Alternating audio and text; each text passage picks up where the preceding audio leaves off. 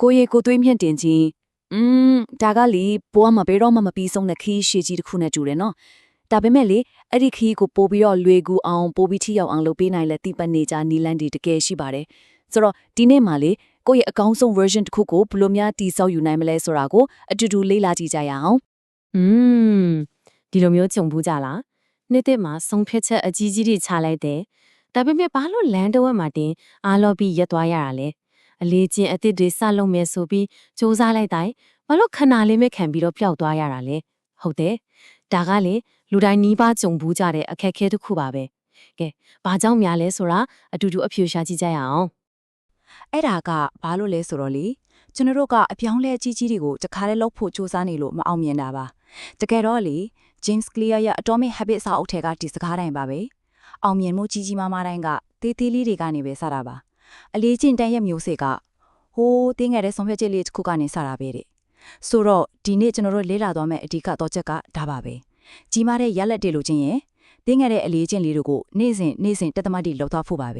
ကိုယ့်ရဲ့ကိုယ်သွေးမြင့်တင်ကြီးစုကဘာလဲလို့အတိအကျမြင်ရင်ဒါကကိုယ့်ရဲ့အသိပညာအဆင့်အတန်းဒါမှမဟုတ် CI လက္ခဏာကိုကိုယ်ပိုင်စူးစမ်းမှုနဲ့တို့ကြအောင်လုပ်တာပေါ့ဒါပေမဲ့အဓိကကဘာလဲဆိုလေဒါကတခြားတစ်ယောက်ကလုပ်ပေးလို့ရတဲ့အရာမျိုးမဟုတ်ဘူးကိုယ်တိုင်တက်ကြွပါဝင်ရတဲ့ခီးတစ်ခုပါကဲအဲ့ဒီခီးကိုဘယ်ကနေဆက်ရမလဲအဖေကတော့ကိုသိရှိနားလေခြင်း self awareness လို့ခေါ်တဲ့အချက်ကနေစတင်ရမှာပါကဲဒီနေ့မှာဆိုရင်တော့ဒီခရီးရှည်ကြီးကိုအပိုင်းခါပိုင်းခွဲပြီးတော့သဆင့်ချင်းလေ့လာသွားကြမယ်ပထမဆုံးခရီးဘယ်လိုစမလဲပြီးရင်ဖွံ့ဖြိုးတိုးတက်နိုင်စွမ်းကိုယုံကြည်တဲ့စိတ်ကိုဘယ်လိုတည်ဆောက်မလဲပြီးတာနဲ့ကိုယ်ပိုင် system တစ်ခုဖန်တီးမယ်ပြီးမှနေ့စဉ်လုပ်ရမယ့်အလေးအကျင့်လေးတွေရဲ့စွမ်းအားကြောင်းပြောမယ်နောက်ဆုံးမှတော့အရေးကြီးဆုံးဖြစ်တဲ့စိတ်အားချက်တမ်းမှုနဲ့ဇွဲကိုဘယ်လိုဆက်ထိုင်မလဲဆိုတာတွေပဲဖြစ်ပါတယ်ကဲဒါဆိုပထမဆုံးအပိုင်းကိုစလိုက်ကြရအောင်ကိုရေကိုသိမြင်တင်ခြင်းဆိုတဲ့ခီးကိုဘယ်လိုစတင်မလဲဟုတ်တယ်ပြောင်းလဲခြင်းတဲ့စိတ်ကဘယ်ကနေစလာတာလဲများသောအားဖြင့်တော့လေကိုတခုခုမကျေနပ်တာကနေစလာများပါတယ်အဲ့ဒီမကျေနပ်မှုကပဲကိုယ့်အကြောင်းကိုပိုပြီးနားလည်ဖို့လိုအပ်လာပြီဆိုတဲ့အချက်ကိုမိမောင်းထိုးပြလိုက်တာပါပဲโอเคဒုတိယအပိုင်းကတော့တကယ်ကိုအရေးကြီးဆုံးအခြေခံအုံးမြစ်ပါပဲအဲ့ဒါကတော့စိတ်နေစိတ်ထား mindset ပါပဲဘာလို့လဲဆိုတော့မှန်ကန်တဲ့စိတ်ထားတာမရှိဘူးဆိုရင်လေဘလောက်ပဲကောင်းတဲ့အစီအစဉ်တွေ plan တွေချက်ဘာတစ်ခုမှအလောက်ဖေးမှမဟုတ်ပါဘူးဒီနေရာမှာမပြောမဖြစ်ကတော့ Dr. Carol Dweck ရဲ့ growth mindset တပေါ်တရားပါပဲဒါကတကယ်ကိုအစွမ်းထက်တယ်ဗျာ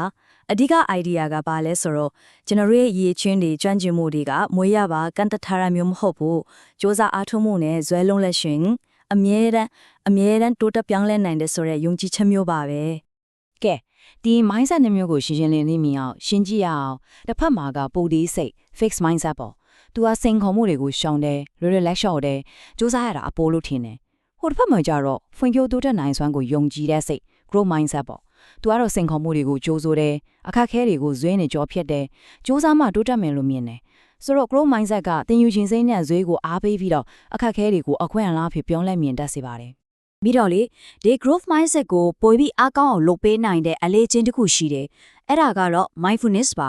ပစ္စုပန်တက်မှာနေတာပေါ့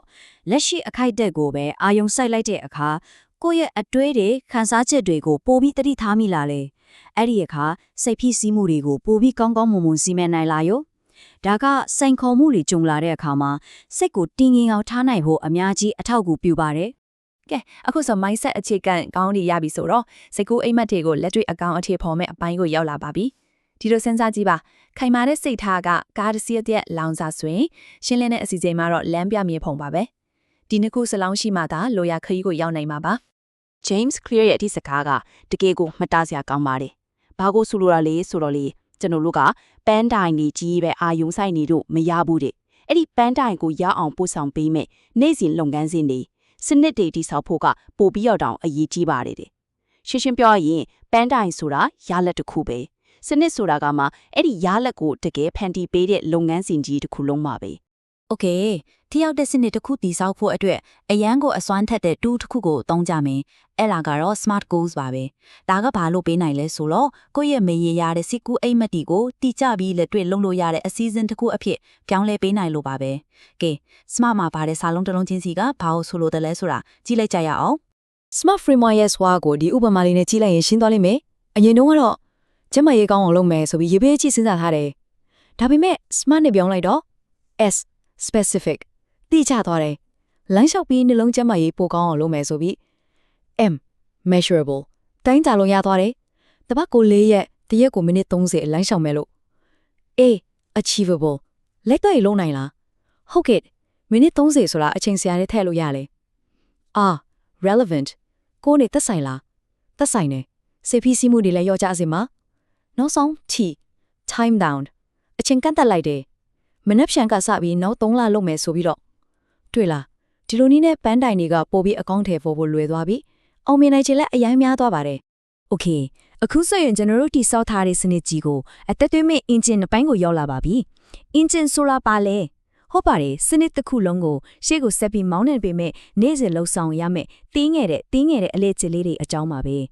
ဒီကိန်းဂဏန်းလေးကိုတစ်ချက်ကြည့်လိုက်ပါတကယ်ကိုအန်ရောဆရာကောင်းတယ်နေ့တိုင်းမှာကို100ခိုင်နှုန်းလေးပဲ 1% လေးပဲပိုကောင်းအောင်လုပ်တော့မယ်ဆိုရင်ဒီနေ့ပြည့်ကခါဘာဖြစ်သွားမလဲအဆောက်30ဟုတ်ပါတယ်30ကျော်ပိုကောင်းတဲ့ percent တကူဖွတ်သွားမှာပါ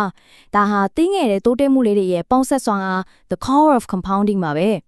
အဲ့တော့အလေးချင်းကောင်းတစ်ခုကိုဖေလို့တည်ဆောက်မလဲ Atomic Habits စာအုပ်ထဲမှာရိုးရှင်းမိမဲ့အရန်ကိုထိရောက်တဲ့နည်းလမ်း၄ချက်ကိုပြောထားတယ်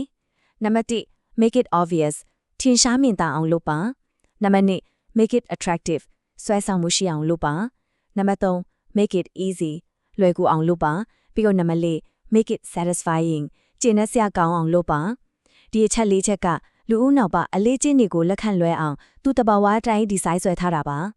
အလေးချင်းကောင်းဒီစောင်းလေးကိုတီးပြီးဆိုနေလေအလေးချင်းစိုးတွေကိုဖျောက်ဖို့ကအရန်လွယ်သွားပြီဘာလို့လဲဆိုတော့အဲ့ဒီနေရာမှာ၄ချက်ကိုဖြောင်းပြန်လှန်လိုက်ရုံပဲဆိုတော့မကောင်းတဲ့အချင်းတွေကို make it invisible မမြင်တာအောင်လုပ် make it unattractive ဆွဲဆောင်မှုမရှိအောင်လုပ် make it difficult ခက်ခဲအောင်လုပ်ပြီးတော့ make it unsatisfying ကျန်တဲ့စရာမကောင်းအောင်ဖန်တီးလိုက်ရုံပါပဲနေ့စဉ်လှုပ်ဆောင်လိုက်တဲ့အလေးချင်းကောင်းတွေထဲမှာအရန်ကိုစွမ်းထက်တဲ့တစ်ခုကတော့ဂျာနဲ့ရေးတာပါပဲ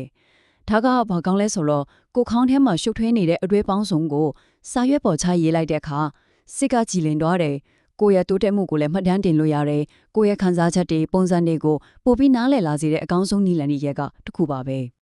ကဲနောက်ဆုံးအပိုင်းကိုရောက်လာပါပြီဒီအပိုင်းကတော့ခရီးရှိကြီးတစ်ခုလုံးကိုရေရှည်သွားနိုင်ဖို့အတွက်အရေးကြီးဆုံးရပါပဲအဲ့ဒါကတော့စိတ်အားထက်တမှုနဲ့ဇွဲလုံးလက်ကိုဘယ်လိုထိသိမ်းမလဲဆိုတာပါပဲဘာလို့လဲဆိုတော့ခီးလန်းကအမြဲတမ်းဖြောင်းဖြူးနေမှာမဟုတ်တာအတားအဆီးတွေအခက်ခဲတွေကတော့ကြုံရမှာပဲလေ ဒီတော့လမ်းကြောင်းပေါ်မှာဆက်ရှိနေဖို့စိတ်တမကြတော့အောင်ဘာတွေလုပ်လို့ရလဲလက်တွေကျတဲ့နည်းလမ်းလေးရှိပါတယ်ပန်းတိုင်ကြီးကိုအပိုက်သေးသေးလေးခွဲချလိုက်ပါတကြိမ်မှာခြေလမ်းပလန်းလာကပိုလွယ်လေလीပြီးတော့ကိုတိုးတက်မှုကိုတငယ်ချင်းတောင်ကိုပြောပြတာမျိုးဒါမှမဟုတ် trick ကတခုနဲ့မှတ်ထားတာမျိုးတာဝန်ခံမှုရှိအောင်လုပ်အောင်မြင်မှုသေးသေးလေးကိုလည်းအတိအမှတ်ပြုပြီးကွန်ပျူပေးပါအဲ့ဒါကအရှင်ဟောင်းကိုဒီဆော့ပေးတယ်နောက်ဆုံးတစ်ခုကတော့ကိုယ့်ရဲ့ပန်းတိုင်ဒီစနစ်တွေကိုပုံမှန်ပြန်သုံးသပ်ပါဘဝကပြောင်းလဲနေရဆိုတော့ကိုယ်စနစ်ကလည်းပြောင်းလဲပြင်လွယ်ရှိအောင်ပါပေါ့ ဒီစကားလေးကတကယ်ကိုနည်းနည်းပါပါတယ်ကိုလုံးလိုက်ကလှုပ်ဆောင်ချက်တိုင်းဟာကိုဖိချင်တဲ့လူအမျိုးအစားတို့ပေးလိုက်တဲ့မဲသမဲပဲတဲ့ဆိုလိုတာကနေ့စဉ်လှုပ်ဆောင်တဲ့အရာတေးသေးလေးတွေကကိုဘယ်လိုလူစားမျိုးဖြစ်လာမယ်ဆိုတာကိုမဲပေးနေတာနဲ့အတူတူပါပဲအချင်းကြာလာနဲ့အမျှအဲ့ဒီမဲဒီစုပေါင်းပြီးကိုယ့်ရဲ့ပင်ကိုလက္ခဏာ identity ကိုပုံဖော်ပေးသွားမှာပါ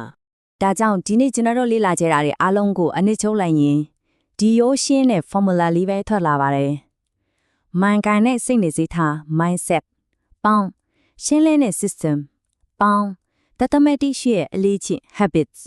ဒီသုံးခုပေါင်းစပ်လိုက်တဲ့အခါမှာရလာမယ့်အဖြေကတော့စဉ်ဆက်မပြတ်တိုးတက်မှု continuous growth ပါပဲ။ကဲဒါဆိုရင်တော့နောက်ဆုံးမေးခွန်းလေးတစ်ခုနဲ့ညီကုန်းချုပ်ချင်ပါတယ်။ဒီနေ့မှာကိုယ့်ရဲ့အကောင်းဆုံး version ဖြစ်လာဖို့အတွက်ဘယ်လိုဆရာခိုင်နှုန်းပြောင်းလဲမှုအတွက်မဲပေးသွားမလဲ။အပြောင်းလဲအကြီးကြီးတွေတော့ဖို့မလိုပါဘူး။တကယ်ကိုတင်းငယ်တဲ့ခြေလမ်းထလန်းကိုဒီနေ့အခုပဲစတင်လိုက်ပါ။အဲ့ဒီခြေလမ်းတေးလေးကပဲခရီးတစ်ခုလုံးကိုပြောင်းလဲပေးလိုက်မှာပါ။